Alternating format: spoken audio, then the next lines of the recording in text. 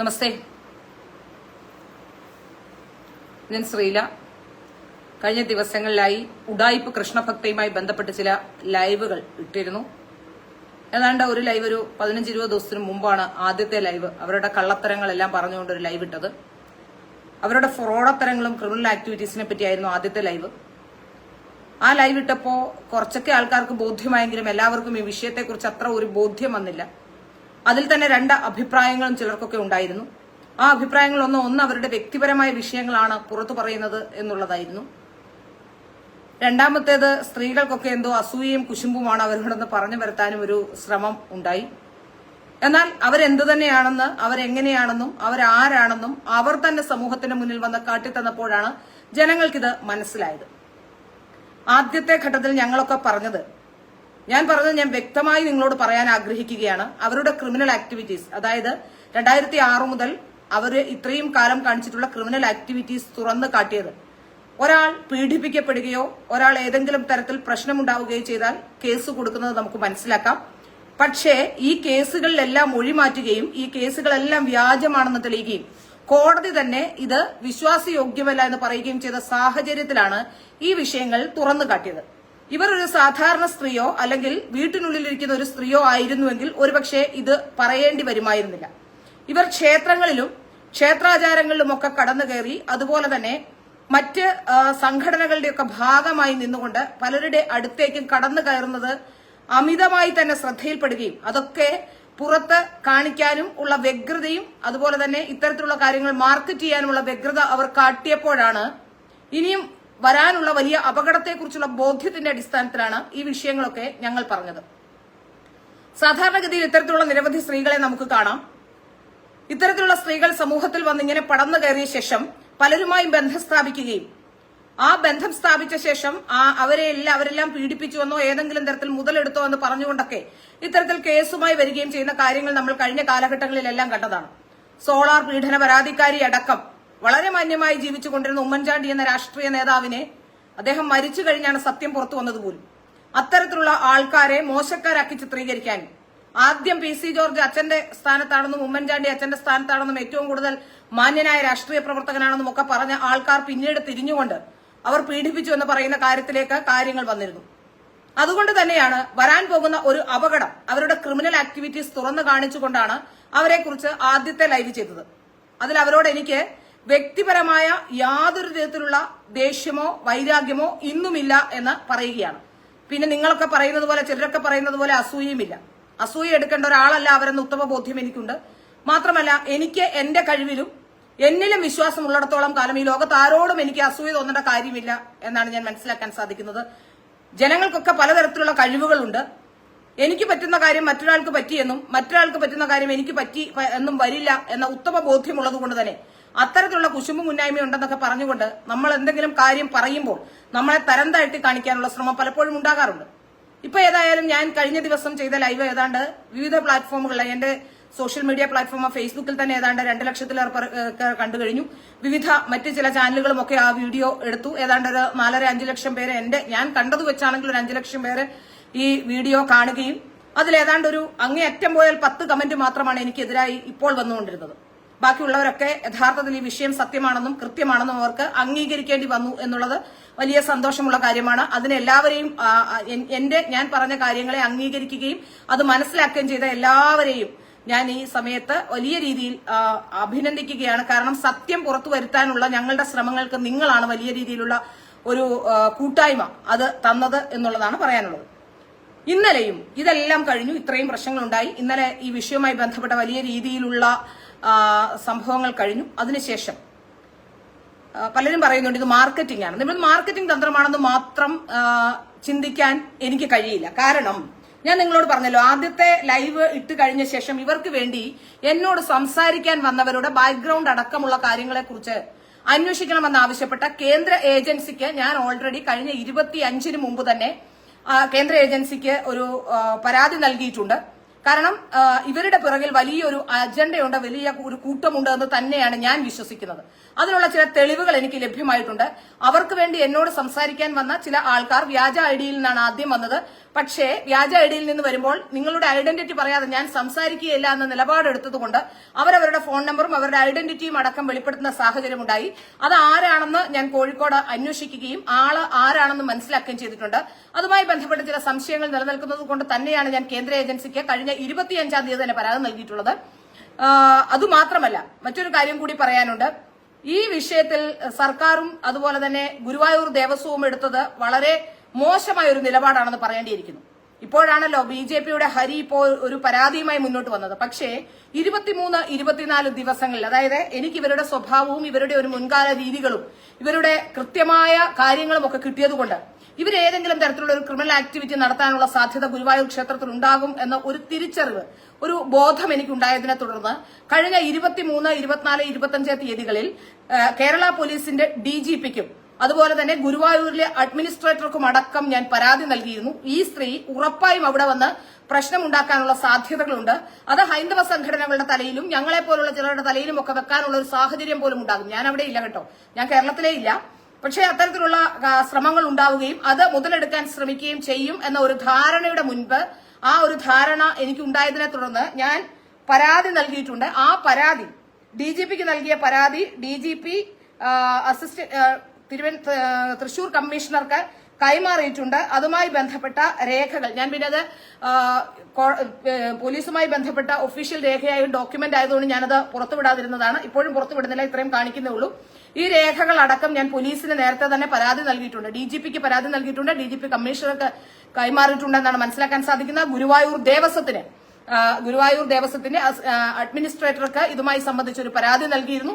അതുകൂടാതെ ഇവർ ഒരു കൂട്ടം ആൾക്കാരെയും കൊണ്ടാണ് വെറൈറ്റി മീഡിയ എന്ന് പറയുന്ന ഒരു മീഡിയ ഒരു എന്റർടൈൻമെന്റ് ചെയ്യുന്ന ആൾക്കാരാണെന്ന് തോന്നുന്നു. അത്തരം ഒരു ചാനലുകാരെയും കൊണ്ടാണ് അവിടേക്ക് വന്നത്. ആ ചാനലിൽ ഈ വാർത്ത ഇവരവിടെ വന്ന് പ്രശ്നമുണ്ടാക്കുന്നത് കാണുമ്പോൾ തന്നെ ഞാൻ ഗുരുവായൂർ ടെമ്പിൾ പോലീസ് സ്റ്റേഷനിലേക്ക് വിളിക്കുകയും അവിടെ ഇത്തരത്തിലുള്ള പ്രശ്നം നടക്കുന്നുണ്ട് എന്ന് അവരെ ഇൻഫോം ചെയ്യുകയും ചെയ്തിട്ടുള്ളതാണ്.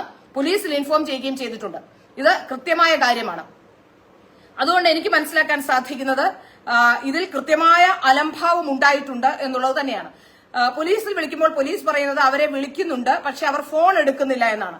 എന്നു മുതലാണ് കേരളത്തിലെ പോലീസ് ഫോൺ വഴിയുള്ള ഇടപാടുകൾ നടത്തി തുടങ്ങിയത് എന്ന് എനിക്കറിയില്ല. ഫോൺ വിളിച്ചാൽ എടുക്കുകയും ഫോൺ വിളിക്കുന്നവരെ മാത്രം ട്രേസ് ചെയ്യുകയും ഫോൺ വിളിച്ചാൽ മാത്രമേ അത്തരത്തിലുള്ള കാര്യങ്ങൾക്ക് നീക്കുപോക്ക് ഉണ്ടാക്കുകയും ചെയ്യുകയുള്ളൂ എന്ന രീതിയിലേക്ക് കേരള പോലീസ് എന്നാണ് പോയത് എന്ന് എനിക്ക് മനസ്സിലാവുന്നില്ല. ഇനി ഇന്നലത്തെ കാര്യം നോക്കിയാൽ, ഇന്നലെ നമ്മൾ ലൈവിട്ട് വിവരങ്ങൾ പുറത്തു പറഞ്ഞ ശേഷം അവർ ഒരു വീഡിയോ ചെയ്തിട്ടുണ്ട്. ആ വീഡിയോയിൽ അവർ വളരെ കൃത്യമായി, ഇവരുടെ പിന്നിൽ ആരുമില്ല എന്ന് വിശ്വസിക്കാൻ എനിക്ക് കഴിയില്ല. അതിന് കാരണം ആ വീഡിയോയിൽ ആരോപണ വിധേയമായ കാര്യങ്ങളൊന്നും തന്നെ അവർ പറയുന്നില്ല. അവരെ കുറിച്ച് ഉയർന്ന പ്രധാനപ്പെട്ട ആരോപണങ്ങൾ, കഴിഞ്ഞ കുറെ കാലങ്ങളായി ഞങ്ങൾ ഏവരും പറഞ്ഞുകൊണ്ടിരിക്കുന്ന ആരോപണങ്ങൾ, 18ഓളം കേസുകൾ അവർ നൽകുകയും ആ കേസുമായി ബന്ധപ്പെട്ടെല്ലാം, കേസ് നൽകുന്നത് തെറ്റാണെന്ന് ഞാൻ പറയില്ല. നിയമവ്യവസ്ഥയിൽ നിയമത്തെ ഏതെങ്കിലും രീതിയിൽ നമുക്ക് എന്തെങ്കിലും പ്രശ്നം ഉണ്ടായിട്ടുണ്ടെങ്കിൽ നിയമപരമായി നേരിടുക തന്നെ വേണം, അതിൽ യാതൊരു സംശയവുമില്ല. പക്ഷേ ഈ 18ഓളം കേസുകൾ കൊടുത്തൊരു സ്ത്രീ ഈ കേസിലെല്ലാം മൊഴി മാറ്റുകയും ആ വിഷയത്തെക്കുറിച്ച് പ്രതിപാദിക്കുകയും ചെയ്യാതിരിക്കുന്നത് എന്തുകൊണ്ടാണ്? ആരെങ്കിലും ചോദിക്കുമ്പോൾ അവസാനമുണ്ടായ ഒരു ബലാത്സംഗ കേസിനെ കുറിച്ച് മാത്രം പറഞ്ഞുകൊണ്ട് ബാക്കിയുള്ള കേസുകളെല്ലാം അവഗണിക്കുകയാണ്. ഞാൻ വളരെ വ്യക്തമായ തെളിവോടുകൂടിയാണ് 2006 ഇവർ നൽകിയ കേസിൽ ഇവരും ഇവരുടെ അച്ഛനും ഉൾപ്പെടെയുള്ളവർ സാക്ഷികളായി വന്ന കേസിൽ മൊഴി മാറ്റിയതടക്കമുള്ള വിവരങ്ങൾ, അതിന്റെ സർട്ടിഫൈഡ് കോപ്പി അടക്കമുള്ള കാര്യങ്ങൾ അത് എന്റെ കയ്യിലുണ്ട് എന്ന് വ്യക്തമാക്കിക്കൊണ്ട് തന്നെയാണ് ഞാൻ കഴിഞ്ഞ ആദ്യത്തെ ലൈവ് ചെയ്തത്. പക്ഷേ കേരളത്തിലെ മാധ്യമ പ്രവർത്തകരും അവരുടെ ഇന്റർവ്യൂ എടുക്കുന്ന 1-2 ചാനലുകാരാണ് അവരുടെ ഇന്റർവ്യൂ എടുത്തു കണ്ടത്. പക്ഷെ അവരുടെ ഇന്റർവ്യൂ എടുക്കുന്ന മാധ്യമ പ്രവർത്തകർ ആരും തന്നെ ആ വിഷയത്തിൽ ഒരു ചോദ്യം അവരോട് ചോദിക്കുന്നതായി കണ്ടില്ല. പകരം അവർ പറയുന്ന കാര്യങ്ങൾ വെച്ചുകൊണ്ട് അവരെ വൈറ്റ് വാഷ് ചെയ്യുന്നതാണ് കണ്ടുകൊണ്ടിരുന്നത്. അതുകൊണ്ട് തന്നെയാണ് ഇത് സത്യം എന്തായാലും പുറത്തു വരും എന്നുള്ളത് നമുക്ക് ബോധ്യമായതിന്റെ അടിസ്ഥാനത്തിൽ തന്നെയാണ് ഞാൻ വെയിറ്റ് ചെയ്തത്. സത്യത്തിൽ ഈ വിഷയം ഞാൻ അവിടെ അവസാനിപ്പിച്ചു പോയതാണ്. ആദ്യത്തെ ലൈവോടുകൂടി മനസ്സിലാകുന്നവർക്ക് മനസ്സിലാകട്ടെ, അല്ലെങ്കിൽ വരുമ്പോ ആർക്കാണ് പണി കിട്ടുന്നത് എന്ന് വെച്ചാൽ കിട്ടിക്കോട്ടെ എന്ന് വിചാരിച്ചിരുന്നതാണ്. രണ്ടാമത് വരേണ്ടി വന്ന സാഹചര്യം ഉണ്ടായത് അവർ ക്ഷേത്രനടയിൽ അവർ നേരത്തെ തന്നെ കേക്ക് മുറിച്ചതാണ്. ഇതെല്ലാം ഞങ്ങൾ കണ്ടതാണ്. ഇതൊക്കെ പറയുമ്പോൾ ചിലരെങ്കിലും ഞങ്ങളെ മോശക്കാരാക്കി ചിത്രീകരിക്കാനുള്ള ശ്രമം നടത്തിയതുകൊണ്ടാണ്. എന്നെ മോശക്കാരിയാക്കി ചിത്രീകരിക്കായിരുന്നല്ല, എന്നോട് പലരും വിളിച്ചു ചോദിച്ചത്, നിനക്ക് ഇത്രയും ഇങ്ങനത്തെ കാര്യങ്ങളൊക്കെ എന്തിനാണ് നീ ശ്രദ്ധിക്കുന്നത്, നിന്റെ നിലവാരത്തിനനുസരിച്ചുള്ള കാര്യങ്ങൾ ചെയ്താൽ പോരെ എന്നാണ്. അപ്പോ ഞാൻ പറഞ്ഞു, ഇത് ഞാൻ ഇടപെടുന്നത് ചില കാരണങ്ങൾ കൊണ്ടാണ്, ഇതിന് ചില മാനങ്ങൾ ഉണ്ടായത് എനിക്ക് ബോധ്യം വന്നതിന്റെ അടിസ്ഥാനത്തിലാണെന്ന് ഞാൻ പറയുകയും പിന്നീട് ഞാനത് സംസാരിക്കേണ്ട എന്ന് വിചാരിച്ചു പോവുകയുമായിരുന്നു. എന്നാൽ ക്ഷേത്രനടയിൽ അവർ കാണിച്ചു കൂട്ടിയ പേക്കൂത്തുകൾ കണ്ടുകൊണ്ട് ഒരു ഭക്ത എന്ന രീതിയിൽ, ഗുരുവായൂരപ്പനെ ഏറ്റവും കൂടുതൽ ഇഷ്ടപ്പെടുന്ന ഒരു ഭക്ത എന്ന രീതിയിൽ എനിക്ക് നോക്കിയിരിക്കാൻ കഴിയുന്നില്ല. ഇന്നല്ലെങ്കിൽ നാളെ ആ ക്ഷേത്രത്തിന് പോലും അപകടം സംഭവിക്കുന്ന രീതിയിലേക്ക് കാര്യങ്ങൾ മാറി മറിയുന്നുണ്ട് എന്ന തോന്നലിന്റെ അടിസ്ഥാനത്തിൽ തന്നെയാണ് രണ്ടാമതും രംഗത്ത് വരാൻ ഞാൻ തുടങ്ങിയത്. ഇന്നിപ്പോൾ സത്യത്തിൽ ഇന്നലെയും അത് അവസാനിപ്പിക്കണമെന്ന് വിചാരിച്ചതാണ്. എനിക്ക് ചിലർ പറയുന്നുണ്ട് ഇത് യൂട്യൂബിന് റീച്ച് കൂട്ടാൻ വേണ്ടിയാണ്. നല്ല കേട്ടോ, യൂട്യൂബിനോ ഫേസ്ബുക്കിനോ ഒന്നും റീച്ച് കൂട്ടാനല്ല. കഴിഞ്ഞ കുറെ നാളുകളായി എന്റെ ഫേസ്ബുക്ക് മോണിറ്റൈസേഷന്റെ എല്ലാ പ്രോസസ്സും കഴിഞ്ഞു കിടക്കുകയാണ്. പക്ഷെ ഞാൻ ഇതുവരെ എന്റെ ഫേസ്ബുക്കോ ഒന്നും മോണിറ്റൈസ് ചെയ്യാൻ പോയിട്ടില്ല. യൂട്യൂബ് എനിക്കൊരു വേറെ ഇതല്ലാത്തൊരു പ്ലാറ്റ്ഫോം, വാർത്ത ചെയ്യുന്ന ഒരു പ്ലാറ്റ്ഫോം ഉണ്ട്. ആ പ്ലാറ്റ്ഫോം മാത്രമാണ് എനിക്ക് മോണിറ്റൈസ് ചെയ്തിട്ടുള്ളത്. അതൊരു സ്ഥാപനമാണ്, ഒരു കമ്പനി ആക്ട് അനുസരിച്ച് രൂപീകരിക്കപ്പെട്ട കമ്പനിയും അതിന്റെ കീഴിലുള്ള സ്ഥാപനവുമാണ്. അല്ലാതെ ഞാൻ ഈ ഫേസ്ബുക്ക് വഴി ലാഭം ഉണ്ടാക്കാനോ അല്ലെങ്കിൽ ഏതെങ്കിലും തരത്തിലുള്ള മറ്റുള്ള ശ്രമങ്ങൾക്കോ അല്ല എന്റെ ഫേസ്ബുക്ക് ഉപയോഗിക്കുന്നത്. എനിക്ക് സമൂഹത്തിനോട് പറയാനുള്ള ചില കാര്യങ്ങൾ പറയാനുള്ള ഒരു പ്ലാറ്റ്ഫോം എന്ന രീതിയിൽ മാത്രമാണ്. അതുകൂടി ഒന്ന് മനസ്സിലാക്കണം. ചിലർ പറയുന്നതാണ് ഇവരൊക്കെ യൂട്യൂബ് റീച്ച് കൂട്ടാൻ വേണ്ടി വരുന്നതാണ്, ഫേസ്ബുക്ക് റീച്ച് കൂട്ടാൻ വേണ്ടി വരുന്നതാണ്. അല്ല. ഇനി ഇന്നലത്തെ ലൈവിൽ അവർ പറയുന്നത് ക്ഷേത്രത്തിൽ, അതായത് അവരാണ് ഇവിടുത്തെ ഹിന്ദുക്കൾക്ക് വിളക്ക് കത്തിക്കാനുള്ള അവസരം ഉണ്ടാക്കി കൊടുത്തത് എന്നാണ്. സത്യത്തിൽ കള്ളം പറയുന്നത് കൊണ്ട് ഈ സ്ത്രീ പറയുന്നതെല്ലാം പലപ്പോഴും മാറിപ്പോകുന്നുണ്ട്. കാരണം സ്മാർട്ട് മിക്സ് മീഡിയ എന്ന് പറയുന്ന ഒരു ചാനലിൽ ഇവരുടെ ഒരു ഇന്റർവ്യൂ വന്നപ്പോ ഇവർ അതിൽ പറയുന്നതാണ്, ഒരു ഉസ്താദ് ഇവരോട് ചോദിച്ചു എന്തിനാണ് ഹിന്ദുക്കൾക്ക് വിളക്ക് വെക്കാനുള്ള അവസരം നിങ്ങളായി ഉണ്ടാക്കി കൊടുക്കുന്നത് എന്ന് ചോദിച്ചുവെന്ന് അന്ന് അവർ ആ ചാനലിൽ പറഞ്ഞിട്ടുള്ളതാണ്. ഞാൻ ഈ വിഷയം വിട്ടതുകൊണ്ടും അവർ പറയുന്നത് പറഞ്ഞോട്ടെ, ആരെങ്കിലും അത് സംസാരിച്ചോട്ടെ എന്ന് വിചാരിച്ചിരുന്നത് കൊണ്ടും സാധാരണഗതിയിൽ ഇങ്ങനെ എന്തെങ്കിലും പറയാനുണ്ടെങ്കിൽ പറഞ്ഞിട്ട് പോകുമെന്നല്ലാതെ ഇങ്ങനെ പുറകെ നടന്ന ഒരാളെ ചേസ് ചെയ്ത് അവരുടെ പുറകെ നടക്കുന്ന ഒരു ശീലമോ വ്യക്തിപരമായ വിഷയങ്ങൾ ഉന്നയിക്കുന്ന ശീലമോ എനിക്കില്ലാത്തത് കൊണ്ട് ഞാനത് വിട്ടുകളഞ്ഞതുമാണ്. അപ്പോൾ അവർ അതിൽ പറയുന്നത് ഒരു ഉസ്താദ് അവരോട് ചോദിച്ചു എന്നാണ്, എന്തിനാണ് ഹിന്ദുക്കൾക്ക് വിളക്ക് വെക്കാനുള്ള അവസരം കൃഷ്ണനെ വരച്ചുകൊണ്ട് ഉണ്ടാക്കി കൊടുക്കുന്നത് എന്നാണ്.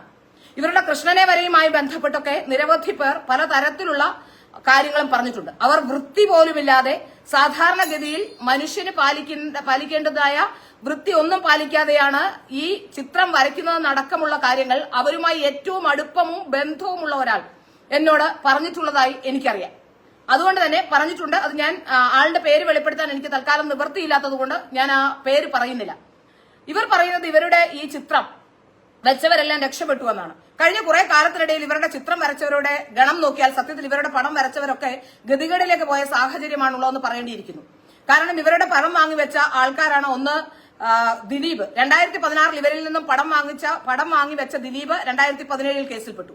അതിനുശേഷം നരേന്ദ്രമോദി നോക്കിയാണെങ്കിൽ നമുക്കറിയാം ഭൂരിപക്ഷം കിട്ടുമെന്ന് പ്രതീക്ഷിച്ചിരുന്നിടത്ത് ഭൂരിപക്ഷം നഷ്ടമായി.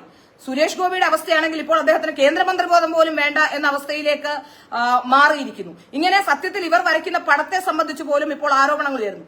ഇന്നലെയും എന്റെ ലൈവിൽ ഞാൻ പറഞ്ഞതാണ്, നിങ്ങൾ ചിത്രം വരയ്ക്കുന്നതിന് ഞങ്ങൾ ആരും എതിരല്ല.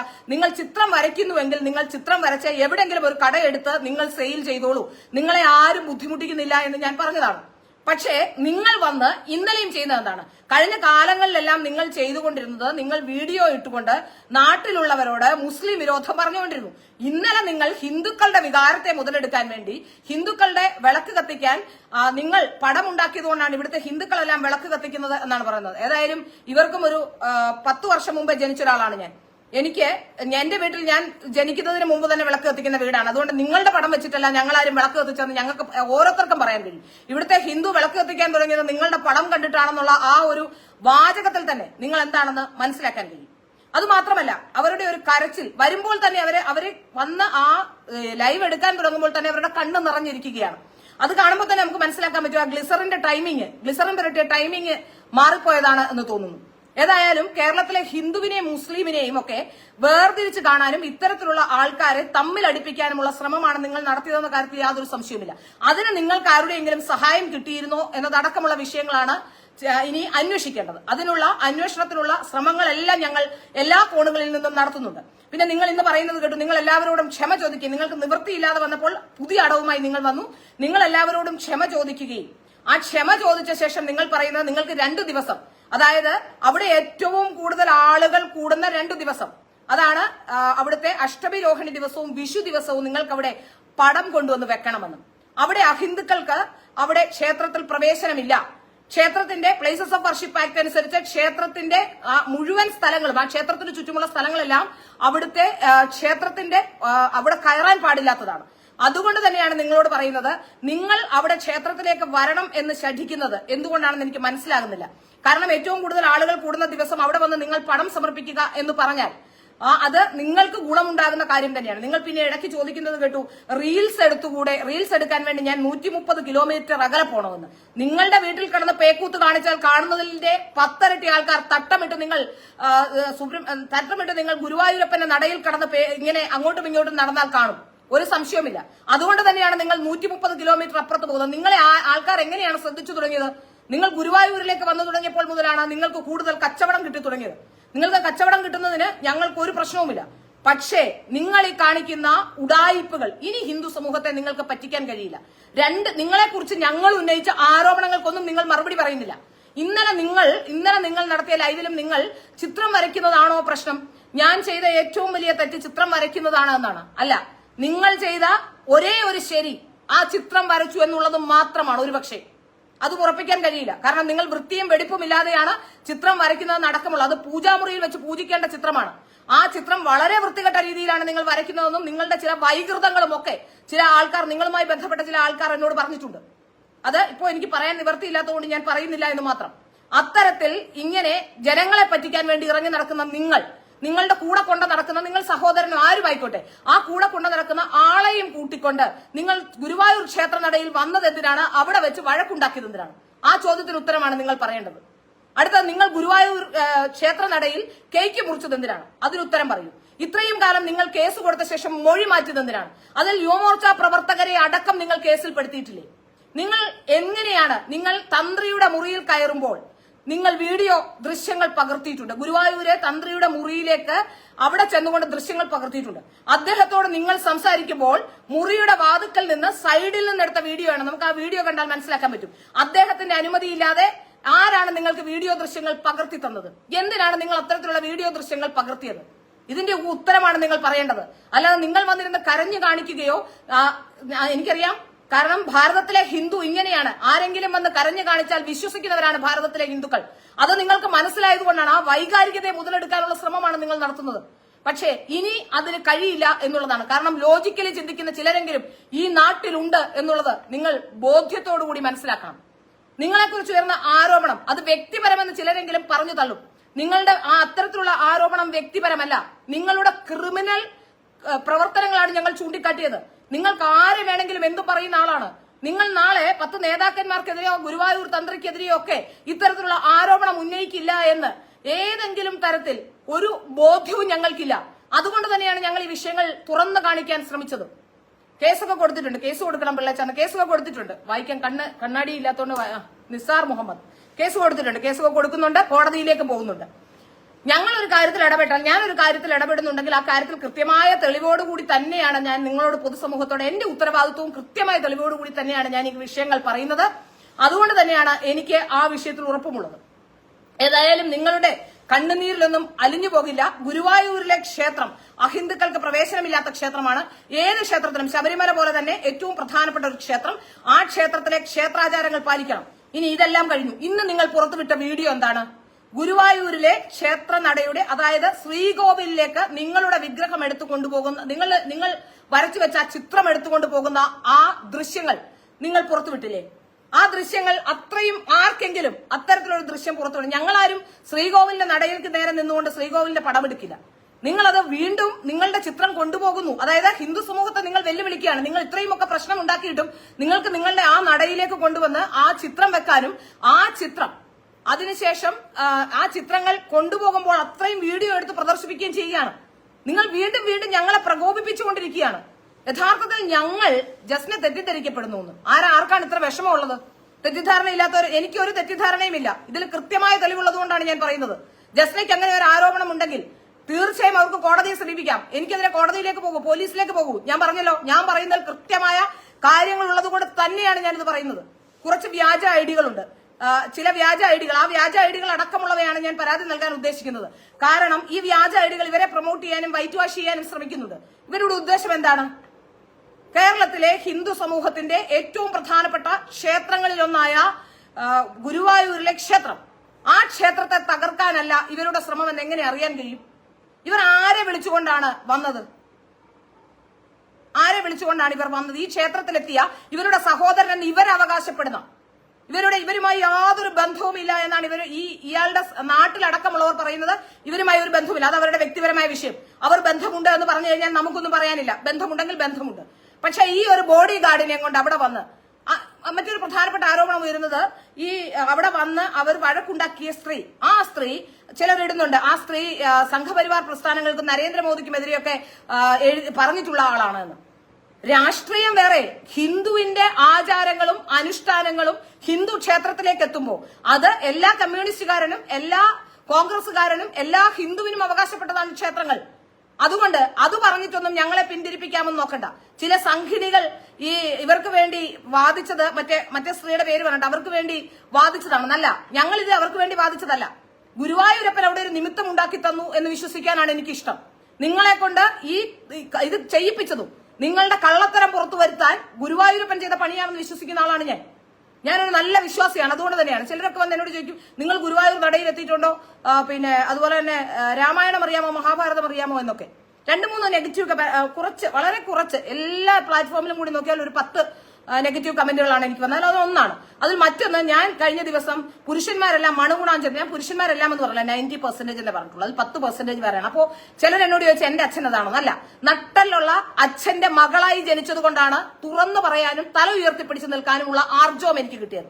അതിൽ നിന്ന് തന്നെ, എന്റെ ആർജവത്തിൽ നിന്ന് തന്നെ നിങ്ങൾക്ക് മനസ്സിലാക്കാൻ സാധിക്കും എന്നെ എങ്ങനെയാണ് എന്റെ അച്ഛൻ വളർത്തിയത്.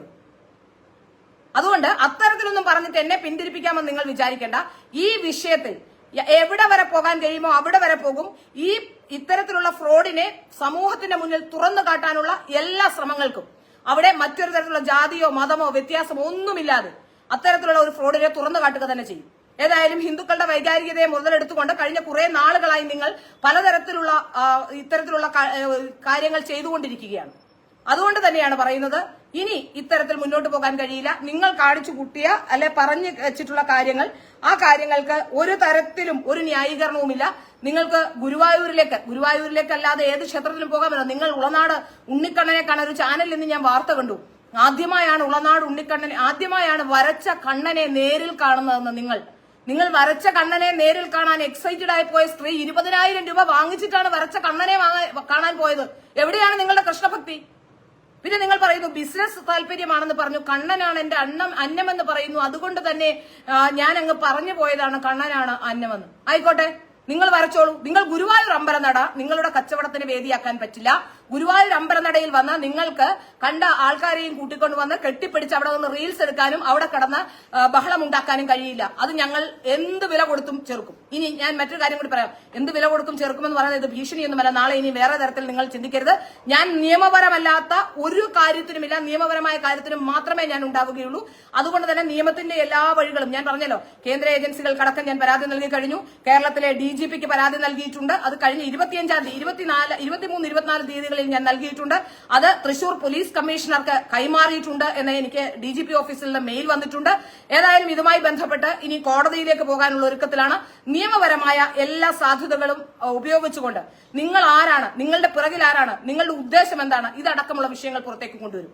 അതിൽ യാതൊരു സംശയവുമില്ല. നിങ്ങളിപ്പോ കളിക്കുന്ന കളി, നിങ്ങൾ വളരെ ഒരു മനുഷ്യരുടെ മുമ്പിൽ ഒരു പാവം കളിച്ചുകൊണ്ട് നിങ്ങൾക്കൊന്നും അറിയില്ല, വിവരമില്ല, വിദ്യാഭ്യാസമില്ല എന്നൊക്കെ പറഞ്ഞു. നിങ്ങൾക്ക് കൃഷ്ണനെ പറ്റി അറിയില്ല അല്ലേ? 6-ാം ക്ലാസ്സിലും 7-ാം ക്ലാസ്സിലും പഠിക്കുന്ന കൃഷ്ണഗാഥ നിങ്ങൾ 9-ാം ക്ലാസ് വരെ പഠിച്ചതല്ലേ? അപ്പൊ സ്കൂളിൽ എന്താ നിങ്ങൾ പഠിച്ചത്? 6-ാം ക്ലാസ് 7-ാം ക്ലാസ് വരെ പഠിക്കുന്ന ഒരു സ്ത്രീ പോലും ചെറുശ്ശേരിയുടെ കൃഷ്ണഗാഥ പഠിക്കില്ലേ? അത് ആരാണെന്ന് പഠിക്കുക. എനിക്ക് കൃഷ്ണനെ പറ്റി അറിയില്ലായിരുന്നു അത്രേ. വീട്ടിലെല്ലാവരും കണ്ണാന്ന് വിളിച്ചപ്പോൾ പോലും അറിയില്ലായിരുന്നു. ഇനി നിങ്ങളുടെ ഈ കൊഞ്ചലും കൊഴയലും അഭിനയവും കൊണ്ടൊന്നും നാട്ടുകാരെ പറ്റിക്കാൻ കഴിയില്ല. അത്തരത്തിൽ പറ്റിക്കപ്പെടാൻ ആരെങ്കിലും ഉണ്ടെങ്കിൽ അവർ പറ്റിക്കപ്പെട്ടോട്ടെ. ഏതായാലും പൊതുസമൂഹത്തിലെ കൂടുതൽ ആൾക്കാർക്കും നിങ്ങൾ ആരാണ് എന്ന് മനസ്സിലാക്കി കഴിഞ്ഞു. അതുകൊണ്ട് തന്നെയാണ് ചോദ്യം ചോദിക്കാതെ എതിർപ്പുണ്ടെങ്കിൽ അത് പറഞ്ഞാൽ പോരെ. അല്ലല്ല, ചോദ്യം ചോദിക്കണം. കാരണം അവർ പറയുന്നത് ഉത്തരമല്ലല്ലോ. അവർ വേറെ കാര്യങ്ങളിലേക്കല്ലേ പോകുന്നത്. അവരെ കുറിച്ച് ഉയർന്ന ഓരോ ആരോപണത്തിനും ഒരു ഉത്തരം പറഞ്ഞിട്ടില്ല. അവരാകെ പറഞ്ഞത് ഞാൻ ഹണി ട്രാപ്പുകാരിയല്ല, എനിക്കെതിരെ കേസുണ്ടോ എന്നാണ്. ഏത് കേസിലാണ് ഹണി ട്രാപ്പുകാർക്കെതിരെ കേസുള്ളത്? അതൊന്ന് പറഞ്ഞു തന്നെ. ആരെങ്കിലും ഒരാൾ വളരെ ബുദ്ധിമുട്ടി എങ്ങനെ ഏതെങ്കിലും ഘട്ടത്തിൽ കേസ് വന്നെങ്കിൽ മാത്രമേ കേസ് ഉണ്ടാവുകയുള്ളൂ. കാരണം ഇത്തരത്തിൽ പെട്ടുപോകുന്നവർ അങ്ങനെ അങ്ങ് ഓടി രക്ഷപ്പെടുകയാണ് ചെയ്യുന്നത്. നിങ്ങൾ എങ്ങനെയാണ് പറയുക ഇവർ അത്തരത്തിലല്ല എന്ന്? ഗുരുവായൂര് തന്ത്രിയുടെ റൂമിലേക്ക് വരെ എത്താനുള്ള സാഹചര്യം ഉണ്ടായി. നേരത്തെ നമ്മൾ കണ്ടതാണ് ശോഭാ ജോൺ ശബരിമല തന്ത്രിയെ കുരുക്കിയത് എങ്ങനെയാണെന്ന്. പിന്നെ എങ്ങനെയാണ് നിങ്ങൾക്ക് ഇങ്ങനെ വിശ്വസിക്കാൻ കഴിയുക? ഇവരെ വൈറ്റ് വാഷ് ചെയ്യാൻ നടക്കുന്നവർ എന്താണ് ഉദ്ദേശിക്കുന്നത്? ഒരു കാരണവശാലും ഈ സ്ത്രീയെ ഗുരുവായൂർ അമ്പലനടയിൽ ഇനി ഇത്തരത്തിലുള്ള പ്രവർത്തനവുമായി വരാൻ സമ്മതിക്കില്ല. നിങ്ങൾ ചിത്രം വരച്ചോളൂ. നിങ്ങളുടെ ചിത്രത്തിന് വലിയ സവിശേഷതയുണ്ടെന്ന് നിങ്ങൾ അവകാശപ്പെടുന്നു. പക്ഷെ ചിത്രം വാങ്ങിച്ചവരെല്ലാം അവതാളത്തിലാണ് എന്ന കാര്യം അത് നിമിത്തമായി തന്നെ കാണണം. നമുക്കറിയാം, ഹിന്ദുക്കൾ നിമിത്തത്തെ കുറിച്ച് വിശ്വസിക്കുന്ന ആൾക്കാരാണ്. മറ്റുള്ളവരെ കുറിച്ച് എനിക്ക് അത്ര അങ്ങനെ അറിയില്ല. പക്ഷെ നിങ്ങളുടെ പടം വാങ്ങിച്ചവരെല്ലാം ഇപ്പോൾ ഒരു അപകടത്തിലാണ്. ആ ചിത്രങ്ങൾ എങ്ങനെയാണ് ഏതെങ്കിലും പൂജാമുറികളിലൊക്കെ വെച്ചിട്ടുണ്ടെങ്കിൽ അത് എന്താണ് ചെയ്യേണ്ടതെന്ന് ആരോടെങ്കിലും ചോദിച്ച് അതിനുള്ള മാർഗങ്ങൾ ഈ ചിത്രം വാങ്ങിച്ചവർ ചെയ്യണമെന്നാണ് എനിക്ക് പറയാനുള്ളത്. കാരണം അത്തരത്തിൽ നിങ്ങൾ ഉഡായിപ്പിലൂടെ, നിങ്ങൾ കള്ളത്തരത്തിലൂടെയുമാണ് ഇത്തരത്തിലുള്ള പ്രവർത്തനങ്ങൾ നടത്തുന്നത്. വൃത്തിയില്ലാത്ത രീതിയിൽ നിങ്ങൾ ചിത്രം വരയ്ക്കുന്നു എന്ന ആരോപണം ഉയർന്നിട്ടുണ്ട്. ഏതായാലും പൂജാമുറിയിലൊക്കെ വെച്ച് നമ്മൾ മാത്രമല്ല ഹിന്ദു ആചാരപ്രകാരം നമ്മൾ ഈ പൂർണ്ണതയില്ലാത്ത വിഗ്രഹങ്ങളോ എവിടെയെങ്കിലും പൊട്ടിയ വിഗ്രഹങ്ങളോ ഒന്നും ഉപയോഗിക്കാറില്ല. അത് ആരോടെങ്കിലും ജ്യോതിഷന്മാരോടോ അല്ലെങ്കിൽ അത്തരത്തിൽ പണ്ഡിതന്മാരോടോ ചോദിച്ചാൽ അറിയും. പൂർണ്ണതയുള്ള പടങ്ങളും ചിത്രങ്ങളും വിഗ്രഹങ്ങളുമാണ് ഹിന്ദു ക്ഷേത്രങ്ങളിലും അതുപോലെ തന്നെ ഹിന്ദുവിന്റെ പൂജാമുറികളിലും ഒക്കെ വെക്കുന്നത്. നിങ്ങളുടെ ആ പടത്തെ സംബന്ധിച്ച് പോലും അത്തരത്തിലുള്ള ആരോപണം ഉണ്ടാകുന്നു. ഇത് ചിലരൊക്കെ എന്നോട് പറഞ്ഞാണ്. ഇത് സംബന്ധിച്ച് കൂടുതൽ അവഗാഹം എനിക്കില്ല. ഞാനിതൊരു തോട്ട് പ്രോസസ്സായി നിങ്ങൾക്ക് ഇട്ടുതരുന്നതാണ്. ആർക്കെങ്കിലും ഇത് സംബന്ധിച്ച് എന്തെങ്കിലും ഉണ്ടെങ്കിൽ അതുമായി സംബന്ധിച്ച് നിങ്ങൾക്ക് സംസാരിക്കാവുന്നതാണ്. ഏതായാലും ഇനി അത്തരത്തിൽ നിങ്ങളുടെ ഈ കരച്ചിലും വിളിയും കൊണ്ടൊന്നും കാര്യമില്ല. ഞങ്ങൾ ചോദിച്ച ചോദ്യങ്ങൾക്ക് നിങ്ങൾ കൃത്യമായ ഉത്തരം പറയൂ. നിങ്ങൾ കേസുകൾ കൊടുത്തിട്ടുണ്ടോ? ആ കേസുകളിൽ നിങ്ങൾ മൊഴി മാറ്റിയിട്ടുണ്ടോ? കഴിഞ്ഞ കുറെ നാളുകളായി നിങ്ങൾ ആരെയാണ് പറ്റിക്കാൻ ശ്രമിക്കുന്നത്? നിങ്ങളുടെ പിറകിൽ ആരാണ്? നിങ്ങൾ ഇപ്പോൾ പറയുന്ന നിങ്ങളെ ഹിന്ദുക്കൾ പടം വരച്ചതുകൊണ്ട് ആരും ആക്രമിച്ചിട്ടില്ല. മുസ്ലിങ്ങളെയും നിങ്ങളെ ആക്രമിച്ചിട്ടില്ല. ഏത് മുസ്ലിങ്ങളാണ് നിങ്ങളെ ആക്രമിച്ചിട്ടുള്ളത്? ഞാൻ കണ്ടിട്ടില്ല നിങ്ങളെ ആരും മുസ്ലിങ്ങൾ ആക്രമിക്കുന്നത്. അപ്പോ നിങ്ങൾ ഒരു കാര്യം ചെയ്യേണ്ടത്, നിങ്ങൾ ഇഷ്ടംപോലെ മുസ്ലിംസ് ഇവിടെ ശബരിമലയിൽ കച്ചവടം നടത്തുകയും ഗുരുവായൂർ കച്ചവടം നടത്തുകയും ഒക്കെ ചെയ്യുന്നവരുണ്ട്. അവർക്ക് ആർക്കും ഇല്ലാത്ത പ്രശ്നം നിങ്ങൾക്ക് മാത്രം ഉണ്ടായി എന്നാണ് നിങ്ങൾ പറയുന്നത്. ഏതായാലും നിങ്ങളുടെ ഇപ്പോഴത്തെ ഈ പറഞ്ഞ ചോദ്യങ്ങൾക്കൊക്കെ നിങ്ങൾ ഉത്തരം പറയൂ. നിങ്ങൾ എന്തിനാണ് കേക്കുമായി അവിടെ പോയത്? കേക്ക് കട്ട് ചെയ്തത് എന്തിനാണ്? ആരുടെ തിരക്കഥയാണ് അവിടെ കേക്ക് കട്ട് ചെയ്യാൻ നിങ്ങളെ അവിടുത്തെ ആചാര ലംഘനം നടത്താൻ നിങ്ങളെ പ്രേരിപ്പിച്ചത്? അതുപോലെ തന്നെ നിങ്ങൾ എന്തിനാണ് അവിടെ പോയി ഒരു ഭക്തയായ സ്ത്രീയോട്, ക്ഷേത്രത്തിലെത്തുന്നത് കള്ളനായാലും കൊള്ളക്കാരനായാലും ആരായാലും അവരോട് വഴക്കിടാൻ ആർക്കും അവകാശമില്ല. ക്ഷേത്രത്തിൽ നിന്നൊരു തന്ത്രിയെ പിടിച്ചുകൊണ്ട് പോലീസ് പോയത് കഴിഞ്ഞിടയ്ക്ക് വലിയ വിവാദമുണ്ടാക്കിയതാണ്. അതുകൊണ്ടാണ് പറയുന്നത്, ആ ക്ഷേത്രത്തിൽ ഒരു സ്ത്രീ നിങ്ങളുടെ ഫേസ്ബുക്കിൽ ഒരു കമന്റ് ഇട്ടു. കമന്റ് ഇട്ടെങ്കിൽ ആ കമന്റ് ഇട്ട സ്ത്രീയുടെ വീട്ടിലോ അവരെ തിരക്കി പിടിച്ചോ പോയി വഴക്കുണ്ടാക്കണം. അതിന് ക്ഷേത്രനടയല്ല ഉപയോഗിക്കേണ്ടത്. അതും അന്ന് ഏറ്റവും കൂടുതൽ ആൾക്കാർ വരുന്ന ജന്മാഷ്ടമി ദിവസം, ആ ദിവസം ആ സ്ത്രീ കൂടി 4 പേരെ സംഘടിപ്പിച്ചുകൊണ്ട് വന്ന് അവിടെ നിങ്ങളോട് എതിർക്കാൻ വന്നിരുന്നുവെങ്കിൽ എന്താകുമായിരുന്നു ഗുരുവായൂരിലെ അവസ്ഥ? യഥാർത്ഥത്തിൽ ആ സമയത്തെ സംയമനത്തോടെ ആ സമയത്ത് കൃത്യമായി തന്നെ ഞാൻ ആ സമയത്ത് ഗുരുവായൂർ ടെമ്പിൾ പോലീസ് സ്റ്റേഷനിലേക്ക് വിളിച്ചിട്ടുണ്ട്. ആർക്കെങ്കിലും സംശയമുണ്ടെങ്കിൽ ക്രോസ് ചെക്ക് ചെയ്യാവുന്നതാണ്. അവിടെ ഒരു പ്രശ്നം ഉണ്ടാകരുത്, ഞങ്ങളുടെ ക്ഷേത്രത്തിൽ അങ്ങനെ ഒരു പ്രശ്നം ഉണ്ടാകരുത് എന്നുള്ളത് കൊണ്ടാണ് അപ്പോൾ ഞങ്ങൾ വിളിച്ചത്. അതുകൊണ്ട് അത് ഞാൻ വെറൈറ്റി മീഡിയ എന്ന് പറയുന്ന ചാനലിൽ കൂടി കണ്ടതാണ്. ഈ ചാനലുകാരെയും കൂട്ടിയിട്ടാണ് പോയത്.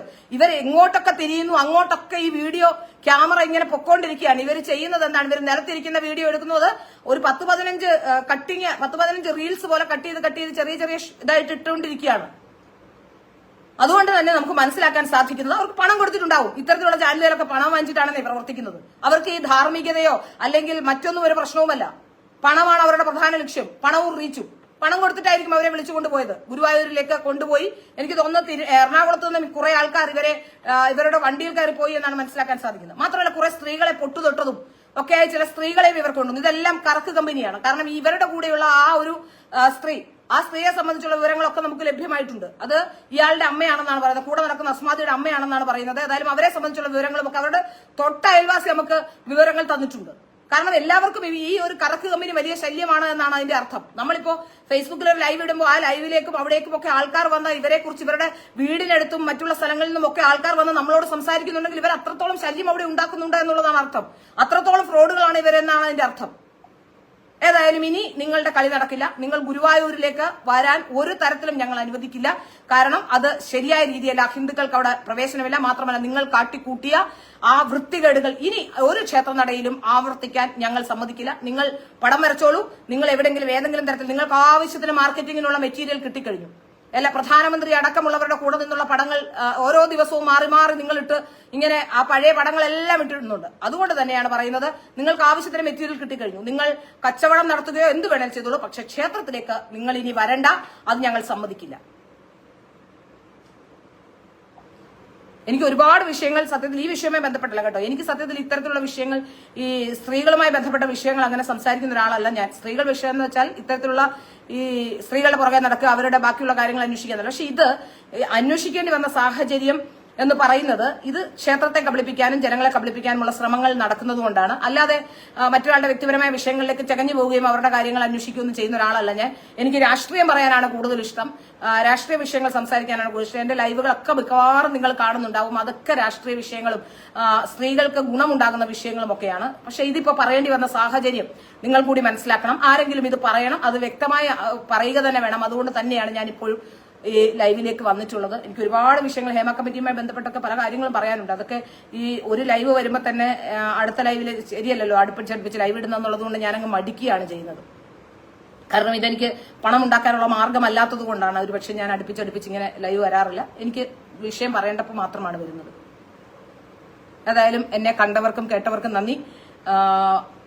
ഏതായാലും ഇവരുടെ ശ്രമങ്ങൾക്ക് ഇനി ഒരിക്കലും ഇതിനുള്ള സാധ്യതയില്ല, ഒരിക്കലും അതിനുള്ള സാധ്യതകൾ ഉണ്ടാവരുത്. ഹിന്ദുക്കൾ ഒരുമിച്ച് നിൽക്കേണ്ട ഒരവസരമാണ്. കാരണം ഏത് തരത്തിലൊക്കെയാണ് നമ്മളിലേക്ക് ആൾക്കാർ വരുന്നത് എന്നറിയില്ല.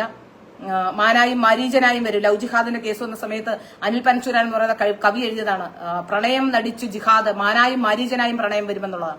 ഇത്തരത്തിൽ മാനായും മാരീജനായും ഒക്കെ മനുഷ്യർ വരും. അവരുടെ ചിരിയിലും കളിയിലും കൊഞ്ചലിലും കൊഴയിലും ഒക്കെ ഹിന്ദു സമൂഹം വീണു പോകരുത്.